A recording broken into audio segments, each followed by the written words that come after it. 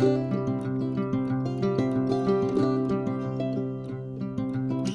guys, welcome back to Mojo Homestead. I'm heading out to the garden this morning to plant some Pak Choi, not Bok Choy, Pak Choi. Same plant family, two different things. Pak Choi, oftentimes it's called baby bok choy because it's a lot smaller, but I've got to find it. I think I see it over here. But yeah, so gonna just talk a little bit about what that is, why we're growing it, because in a recent video we talked about like we haven't done it in a long time because last time we tried to grow it we didn't really have a lot of success, but that was a while ago. I think that was even before we moved out here. So I wanted to try it again now that we have a little bit more experience doing brassicas. Let me put my coffee down.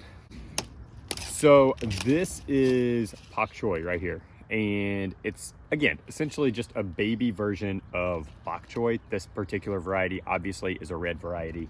And we're gonna get to planting and talk a little bit more about it.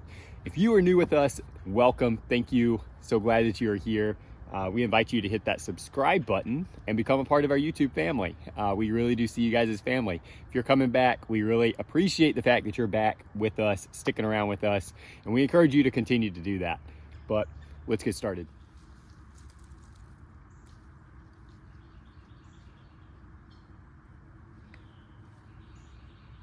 One of the reasons we wanted to grow these this year is because they are an excellent source of vitamin A, B6, C, and K. Also a good source of folate, which anytime we can get a lot more of that in our diet, especially this time of year with those vitamins, that's a bonus. So when growing these guys, you want to plant them about a foot apart. That gives them enough room to get nice and full and not be overcrowded. They also really like to have consistent watering. So you don't want to let these dry out. You don't want them to be inconsistent with, a lot of water and then not a lot of water. And a must is, like most of your brassicas, they're cool weather plants. If you start pushing 80 degrees, these guys are more than likely gonna bolt, which means they're gonna produce a flower, seed, and the leaves on them are still edible, but they're gonna be really bitter, not very tasty. So we are getting them in the ground now so that they'll have all winter to grow. These things can also actually be grown as a cut and come again, which once that time comes, we'll kind of talk about that and show that.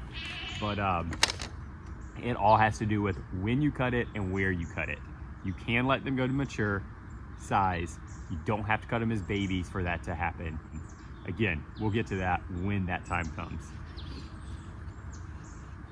Like most of your leafy greens, these things are going to really benefit from a high nitrogen level.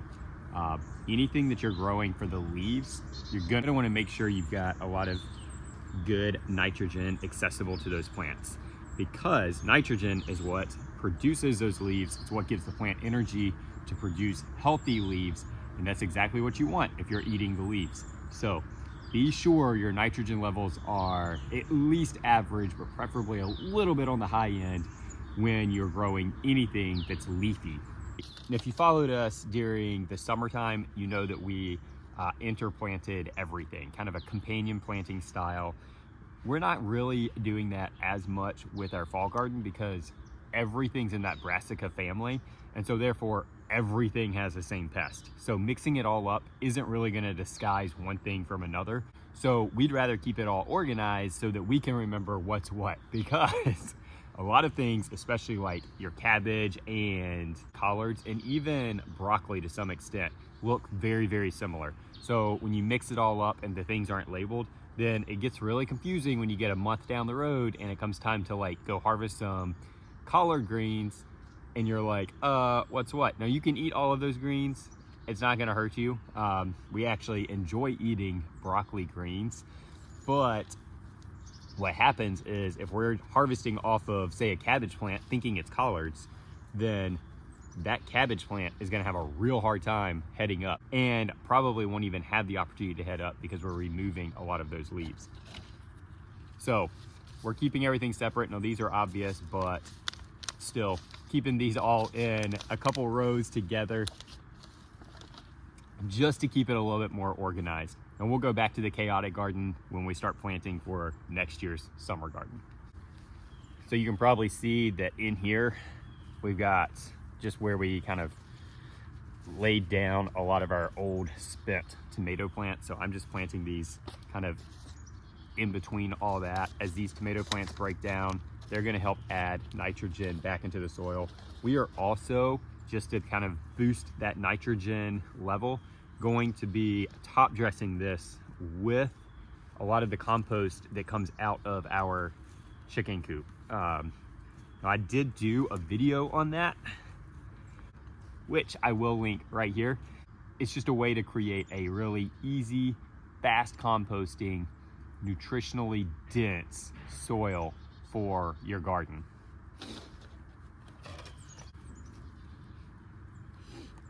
All right, let's get this last one in.